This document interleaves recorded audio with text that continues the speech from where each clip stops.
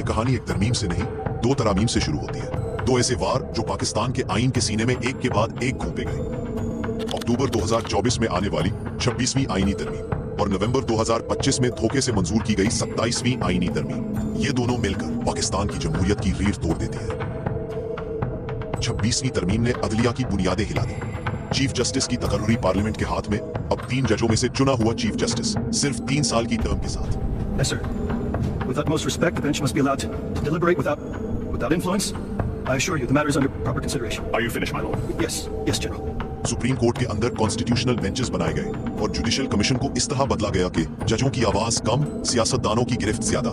ये पहला बार था अदलिया को कंट्रोल करने का। और फिर 13 नवंबर 2025, पाकिस्तान की तारीख का वो लम्हा जिसने आईन का गला दबा दिया। 59 शक्कों की एक ऐसी तरमीम जिसने फौज और अदलिया का पूरा तवाजुन उलट दिया।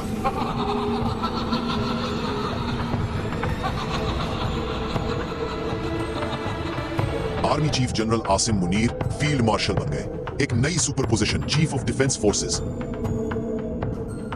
अब वो जहनी मरीज फौज, बहरिया, एयरफोर्स, यहां तक के एटमी प्रोग्राम सबका वाहिद कमांडर बन गया।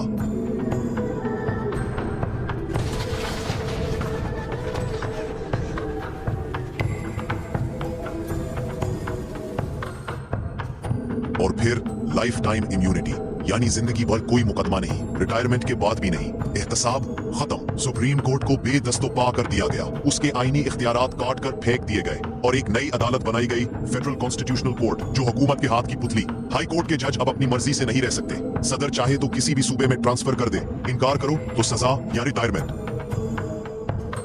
2 जज, मंसूर अली शाह और अतहर मनल्ला, ये कहते हुए इस्तीफा दे गए कि ये आईन पर हमला है। पाकिस्तानियों, ये तुम्हारा मुल्क है।